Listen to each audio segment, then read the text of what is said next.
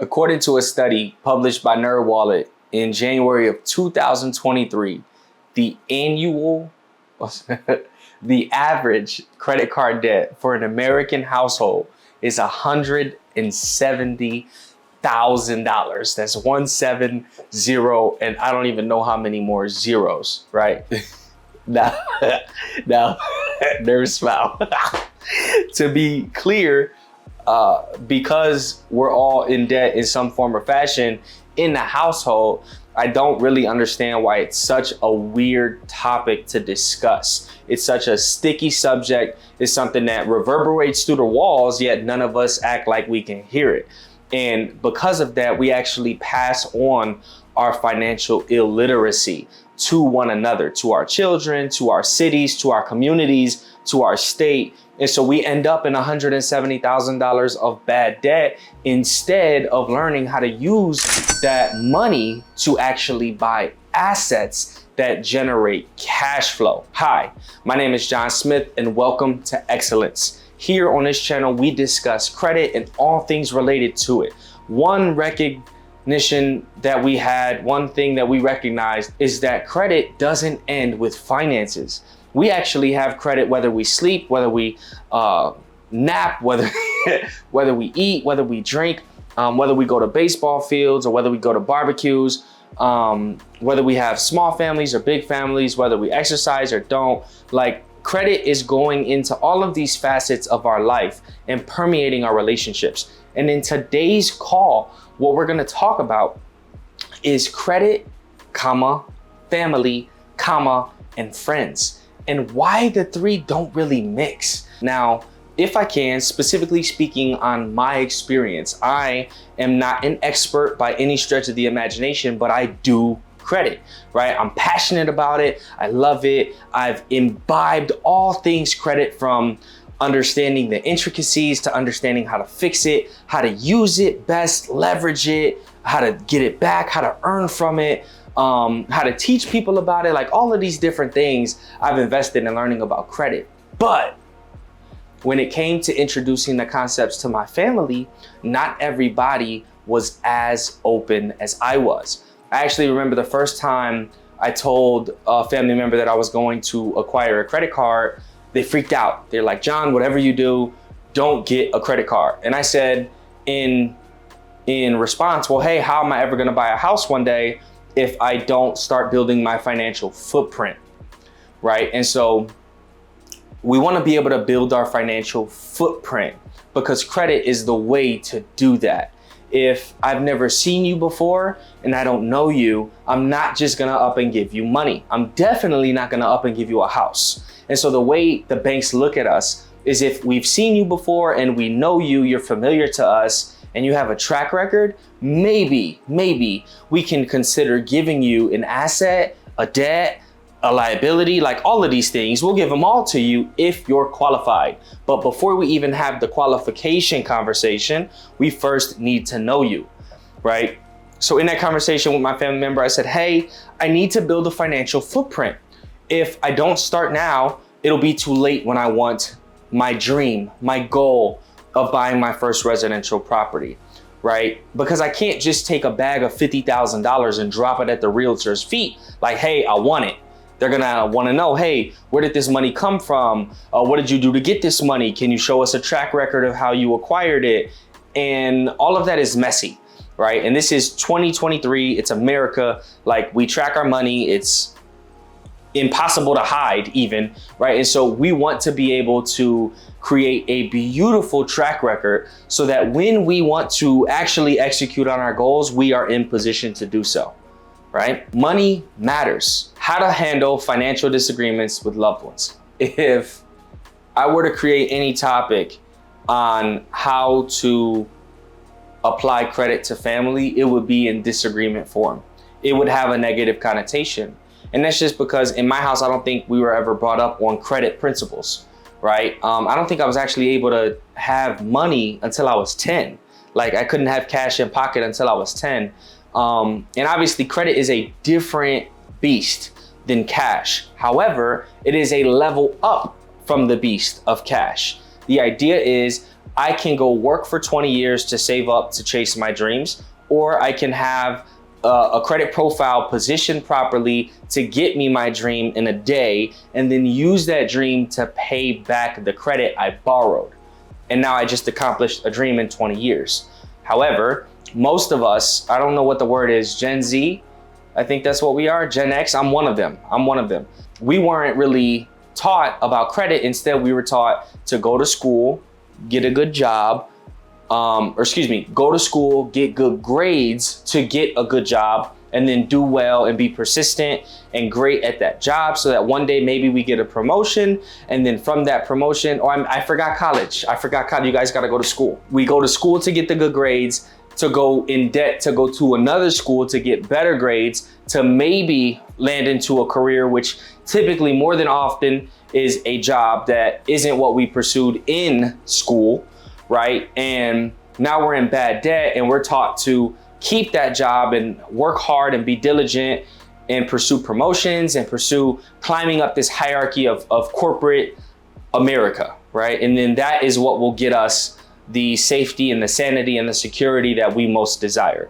And I'm here today to tell you that that is archaic. What's the word? That is it's played out. It's played out. Like, I'm straight on that. Now, mind you, I actually never had the privilege of going to like a full scholarship college. And so discussions in my household were never about school. I'm the only one in the family to not go to college. But with that being said, I'm also the only one in the family to touch $400,000 in a year. Okay, and that's lower level. And with that being said, it's always weird because everybody's always in a different place, different levels, different stages of life. What I'm trying to say is, how do you communicate to your family and friends that you're on a path that matters because you're doing something that nobody else in the family has done? How do you possibly communicate the importance? How do you communicate the intrinsic value of credit to somebody that doesn't believe it, to somebody that has had bad experiences with it, to somebody that doesn't want anything to do with it? I'm gonna tell you, you don't have to convince them. You don't have to manipulate them. You just have to put the things in place. If I was a baby and I saw an ice cream truck across the street, and my mama told me, John, don't run across the street because this car's coming, so I want you to instead walk and look both ways, right? That mama knows something.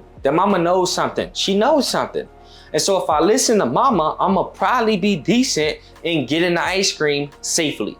But if I don't listen to mama, I'ma probably run and grab the ice cream, but it might cost me my life, right? And I don't wanna lose my life per se. I actually kind of do. But Jesus. Now, with that being said, I don't wanna lose my life risking something for ice cream. And what a lot of people think about credit is that it might cost them their life. And they're looking at it from the wrong lens. They're looking at it like it's the car coming to hit you, when investors actually look at credit like it's ice cream across the street. And so we want to start to look at credit like it's ice cream across the street. And we want to have the policies and procedures in place that help us to look both ways before we cross, right? And this is the thing, it's ice cream. Who loves ice cream? Everybody loves ice cream, unless you're lactose intolerant. Businesses are so smart, they've created ice cream for lactose intolerance, right? And so now you wanna bring your people with you to go eat the ice cream. Duh, it's good, right? And so now you're both eating ice cream, you got there safely, and now it wasn't so bad having those cars pass because you followed procedures to get there. And guess what? Now you have to come back. Now you have to come back to where you came from. And that's what the whole basis of this conversation is, this video, is that credit isn't just some like tangible thing. That's all life is, credit. No, there's other aspects of life too, in relationships and family and friends.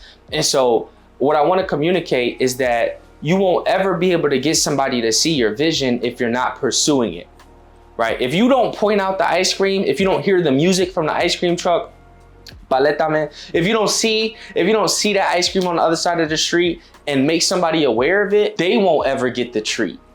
And it's too unfortunate, in so many households, we're in the wrong type of debt. In the beginning of the video, I said $170,000 in debt, and that is bad debt. That is not ice cream. That's like ice cream smeared on the floor with the sun hitting it and cars have ran past. That's what we're licking off the floor. And we think it's good. You see what I'm saying? We tweaking and we're not understanding the power of good structured debt, good ice cream, that good ice cream. Like if we start eating the good ice cream, life will look a whole lot different. Okay, it'll look a whole lot different.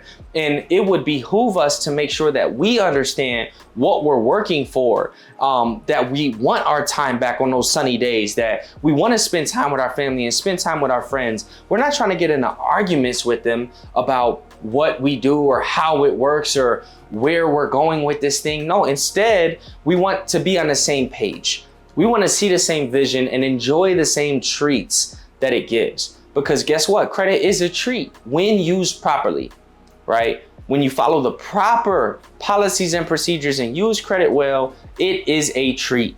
And when you don't, it's like licking ice cream off the floor. We don't want you to do that.